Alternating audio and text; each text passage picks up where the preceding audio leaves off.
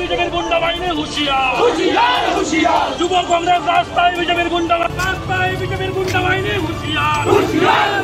বিজেপির গুন্ডা বাহিনীর বিরুদ্ধে রাষ্ট্রমন্ত্রী মানিক শাহ হায় হায়, মুখ্যমন্ত্রী মানিক শাহ হায় হায়। স্বরাষ্ট্রমন্ত্রী আমাদের রাজ্যের মুখ্যমন্ত্রী মানিক বাবু বিভিন্ন কর্মসূচিতে গিয়ে উনি ওনার দলের যারা ওনাদের আশ্রয়ে লালিত পালিত গুন্ডা বাহিনী সমাজদ্রোহী এই দুর্বৃত্তদের তাদেরকে সার্টিফিকেট প্রদান করে দেবতুল্য কার্যকর্তা বলে উনি সম্বোধন করেন এবং উনি বলার চেষ্টা করেন যে বিগত দিনে নাকি কংগ্রেস বা কমিউনিস্টদের যখন সরকার ছিল তখন এই রাজ্যের রাজনৈতিক সংস্কৃতি এটা বিনষ্ট হয়েছে, সেখানে নানা ধরনের হামলা হুজ্জতিতে এই রাজনৈতিক বাতাবরণ বিনষ্ট হয়েছে।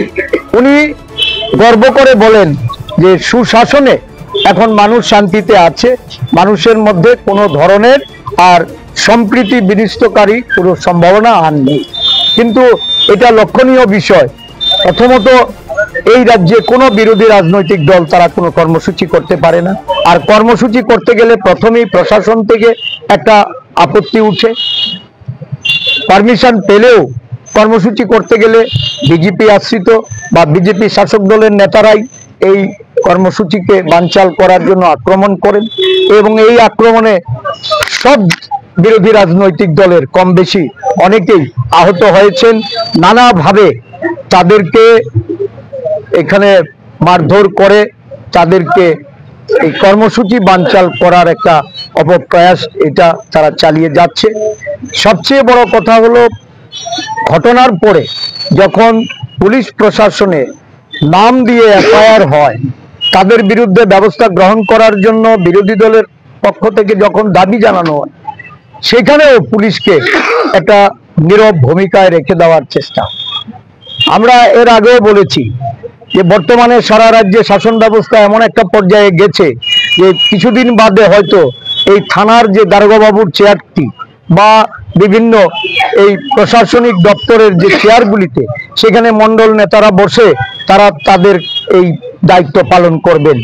আরক্ষা প্রশাসন, সাধারণ প্রশাসনের দায়িত্ব ওই মণ্ডলের অঙ্গুলি হেলনে এই চেয়ার থেকে পরিচালিত হবে, এমন একটা অবস্থায় রূপদান করা হচ্ছে। আমরা পাশাপাশি যেমন দেখতে পেলাম যেদিন অপ্রীতিকর ঘটনা হয়েছে কংগ্রেস নেতৃত্ব এসেছিলেন এবং উনি এসপির কাছে ডেপুটেশন দিতে গিয়েছিলেন, সেখানে একটি অপ্রীতিকর ঘটনা সৃষ্টি হয়। সেই বিষয়ে এসপির বিষয় নিয়ে কি বলবেন? পুলিশ সুপারের অফিসে এরকম একটা গন্ডগোল হয়েছে, সেই বিষয় নিয়ে কি বলবেন? দেখুন, কংগ্রেস দলের একটা প্রতিনিধি আমরা ঘটনার পরদিন 26শে নভেম্বর যে ঘটনা ঘটলো তার পরদিন 27 তারিখ 26শে নভেম্বর আমরা আগরতলায় সাংবাদিক সম্মেলন করে আমরা জানিয়েছিলাম যে আমাদের প্রতিনিধি দল এই ধর্মনগরে আসবে এবং আমাদের বিধায়ক উনি পরিষদীয় দলনেতা বীরজিৎ সিনহা মহোদয়ের নেতৃত্বে এখানে যারা এসেছিল তারা এখানকার সমস্ত অবস্থা খতিয়ে দেখে এসপি মহোদয়ের গোচরে নিয়ে অবিলম্বে এখানে আরক্ষা প্রশাসনের তরফ থেকে একটা ব্যবস্থা গ্রহণ করার জন্য উনি দাবি জানাতে গেছেন।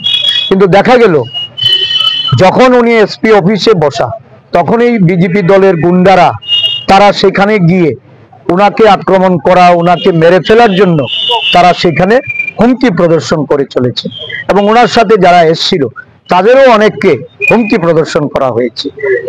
সবকিছু প্রতিহত করে সেদিন বীরজিৎ বাবু বা তার সঙ্গে যারা আমাদের প্রদেশ কংগ্রেসের নেতৃত্ব ছিলেন, সেখানকার আমাদের জেলা সভাপতি বদরুজ বাবু ছিলেন, অন্য যারা ছিলেন তারা সেখান থেকে পুলিশের সহায়তা